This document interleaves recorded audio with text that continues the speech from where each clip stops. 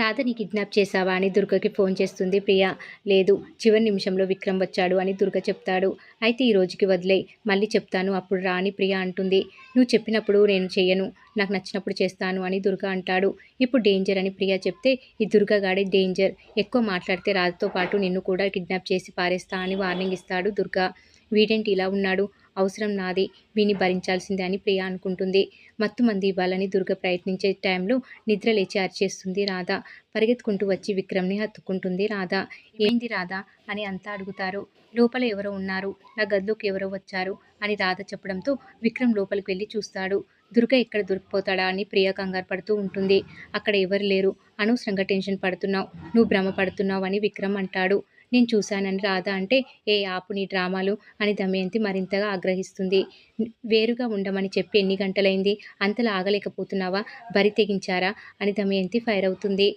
ఇంట్లోకి ఎవరు రాలేదు, ఇదంతా కట్టుకథ అని దమయంతి కొట్టిపారేస్తుంది. తను చెప్పేది వినరేంటి అని సునంద అంటుంది. కొంచెం మర్యాదగా మాట్లాడండి అని సునంద ఆగ్రహిస్తుంది. మర్యాదకి మేము అర్హులం కాదా అని నందకుమార్ అంటాడు. రాధ నా ప్రియురాలు అని వాడెవడో వచ్చి ఆధారాలు చూపించాడు.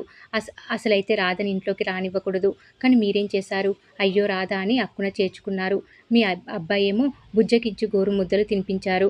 మీ విశాల హృదయాల్ని గౌరవించాలా అని దమయంతి ఓవర్గా మాట్లాడుతూ ఉంటుంది. నేను చెప్తున్నాను కదా, ఇంట్లోకి ఎవరో వచ్చారు అని రాధ ఎంత చెప్పినా దమయంతి మాత్రం మొండిగా వాదిస్తూ ఉంటుంది. బావగారు మీరేం మాట్లాడారేంటి, అత్తయ్య గారు మీరు కూడా మౌనం పాటిస్తారా, మీరేం మాట్లాడారన్నమాట అని దమయంతి అంటుంది. మీరెందుకు దీన్ని రాదంతం చేస్తున్నారని దమయంతిని సునంద నిలదీస్తుంది. 4 గోడల మధ్య చేస్తే సంసారం, అందరి ముందు చెప్తే అదేంటో మీకే తెలుసు అని దమయంతి నీచంగా మాట్లాడుతూ ఉంటుంది.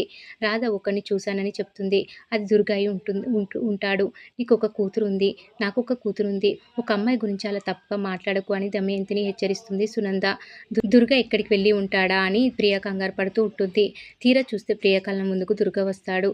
ప్రియ మాటల మధ్యలో దాన్ని దీన్ని అని రాధ గురించి అంటుంది. దీంతో ప్రియకు దుర్గ వార్నింగ్ ఇస్తాడు.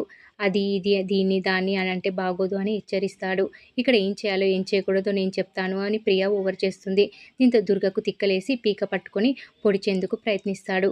దుర్గగాడికి రూల్స్ చెప్పకు, తిక్క రేగిందనుకో నిన్ను చంపేస్తా అని ప్రియకు వార్నింగ్ ఇస్తాడు దుర్గ. ఇక హాల్లో రాధ పడుకుంటుంది. విక్రమ్ కూడా వచ్చి తాను కూడా ఇక్కడే పడుకుంటా అని చెప్తాడు. హాల్లో ఏసీ లేదు, దోమలుంటాయి, ఇక్కడ కష్టం అవుతుంది, వెళ్ళి లోపల పడుకో అని రాధ అంటుంది. నువ్వు నా కోసం ఇన్ని బాధలు పడుతున్నావు, నేను జాగ్రత్తగా చూసుకోవాలి, నీకోసం నేను చివరి వరకు ఉంటాను అని రాధతో విక్రమ్ అంటాడు. అగ్రిమెంట్ మీద సంతకం పెట్టిన రోజు నుంచి 365 రోజులు నిన్ను కాపాడుకోవడం నా బాధ్యత, ధర్మం అని విక్రమ్ చెప్పడంతో రాధ ఎమోషనల్ అవుతుంది. నేను ఎంతైనా సహిస్తాను, కానీ వ్యక్తిత్వం మీదకు వస్తే ఎవరిని వదిలిపెట్టను, మోసం చేసే వాళ్ళని అస్సలు సహించను అని రాధ చెప్పడంతో అగ్రిమెంట్ చివరి రోజున సీనయ్య వస్తాడని గతంలో చెప్పిన మాటలను విక్రమ్ గుర్తు చేసుకుంటాడు. నక్షత్రాలని చూడాలని ఉందని రాధ చెప్తుంది. అవునా, అయితే తీసుకొస్తానని విక్రమ్ అంటాడు. వాటిని కూడా అరెస్ట్ చేస్తారా, కిందకు తీసుకొస్తారా అని రాధ కౌంటర్ వేస్తుంది. నువ్వెవరిని ప్రేమించలేదా అని రాధని విక్రమ్ అడగడంతో ఈరోజు ఎపిసోడ్ కంప్లీట్ అవుతుంది. ఈ